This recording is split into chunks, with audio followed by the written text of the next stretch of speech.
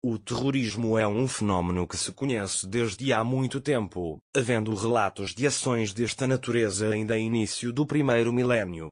Porém, ao longo do tempo o terrorismo foi sofrendo mudanças em termos de alvos e atores, mas algo continua a brutalidade das suas ações, causando mortes, destruição de infraestruturas e derrubos de governos. O terrorismo atual, por alguns denominados terrorismo contemporâneo e por mim, terrorismo internacional, teve o seu ponto de partida mais alto os atentados terroristas de 11 de setembro nos Estados Unidos de América. A partir deste marco, que o terrorismo se tornou preocupação dominante nas políticas de muitos estados e obrigando encontros entre os principais responsáveis políticos das grandes potências, assumindo definitivamente o estatuto de uma das principais entre as consideradas novas ameaças neste princípio do milênio 2000. Os ataques de 11 de setembro, aliados ao processo de globalização, em que são quebradas as fronteiras físicas e uma conectividade mais acelerada em tempo real e em quase toda a parte do mundo, mostraram que o fenómeno deixava de ser um problema interno dos países em que os grupos terroristas estivessem presentes e passou a ser um problema para todos os estados, desde os vizinhos aos mais distantes, porque este fenómeno mostrava a capacidade de operar em muitos países e de forma simultânea. O período após o 11 de setembro foi marcado por uma internacionalização e ligação entre os grupos e por uma série de acontecimentos relacionados com o terrorismo, que se verificou por quase todas as regiões do mundo. A nível regional, no continente africano expandiram os ataques do grupo Boko Haram na Nigéria, contra autoridades e instituições públicas, além de visar, com cada vez maior frequência, vítimas inocentes, incluindo crianças. O Al-Qaeda alia-se com grupos do norte de África, expandindo ainda mais a sua área de atuação. Al-Shabaab, na Somália, intensificaram ataques de tal forma que aumentou o seu número de vítimas aliado às suas ligações a outros grupos terroristas internacionais. As origens do terrorismo em Moçambique nos remontam ao período colonial, precisamente nos anos 1400, com a chegada de Portugal.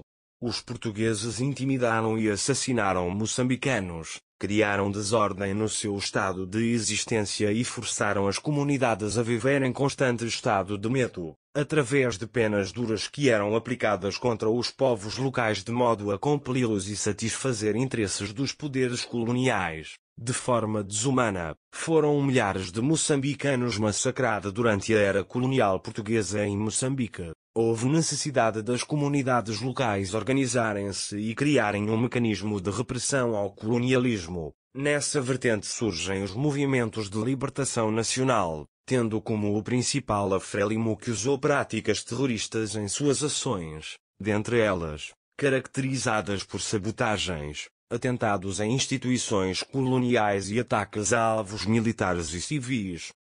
Volvidos anos de repressão ao colonialismo, Moçambique ganha independência em 1975. Após a independência de Moçambique, assistiu-se uma disputa interna pelo poder estatal, caracterizados por atos de terror contra civis e militares implementados pela Renamo, na altura, um grupo opositor ao poder político vigente nos país, causando mortes indiscriminadas a inocentes e sem ligação ao grupo no poder, mutilações a crianças, raptos de mulheres para uso como escravas sexuais.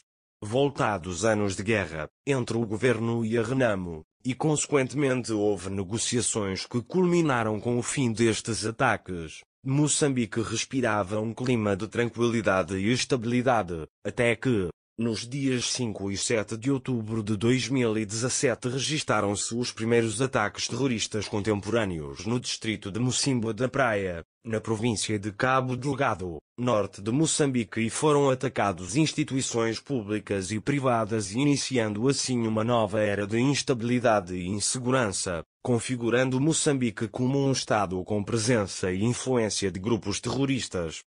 Referências indicam para o grupo Ahlus-Sunnah el-Jamaah, que traduzido para português significa adeptos da tradição profética e da congregação, é conhecido, internacionalmente, como o Estado Islâmico em Moçambique e, localmente, como Al-Shabaab, embora não tenha nenhuma ligação com a organização que opera na Somália.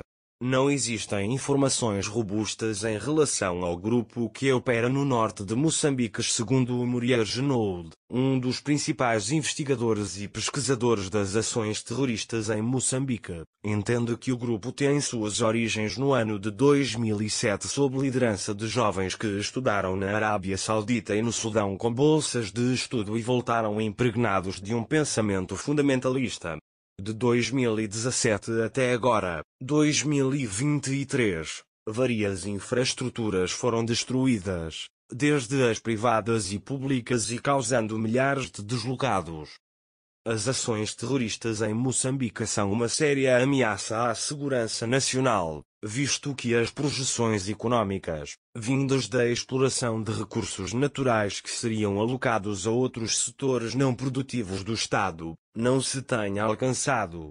Os ataques geram insegurança e instabilidade no seio dos potenciais investidores e dos demais agentes econômicos na região, um fator que retarda o desenvolvimento econômico do país.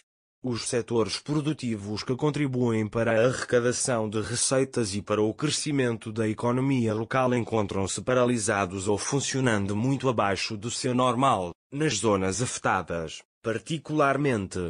Para as zonas em que os setores produtivos funcionam de uma forma considerável, o arrecadamento dessas receitas, boa parte são alocadas para a logística militar. Num estudo realizado pelo Centro de Integridade Pública, constatou que a logística militar para o terrorismo custou, entre 2017 a 2020, pelo menos, 64 mil milhões de meticais.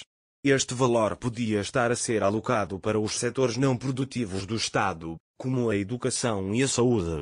Com a intensificação das ações terroristas, a economia poderá estagnar-se devido à improdutividade de certos setores e, consequentemente, a sobrecarga a outros para poder financiar o combate ao terrorismo internacional. Ademais, vista a incapacidade do Estado em prover a segurança, lhe é retirada a legitimidade pela população e podendo possibilitar no futuro cenários de um Estado anárquico, onde cada um faz e desfaz, sem um organismo que possa regular as relações sociais. O caos tomará conta e a emergência de um Estado falhado ou frágil,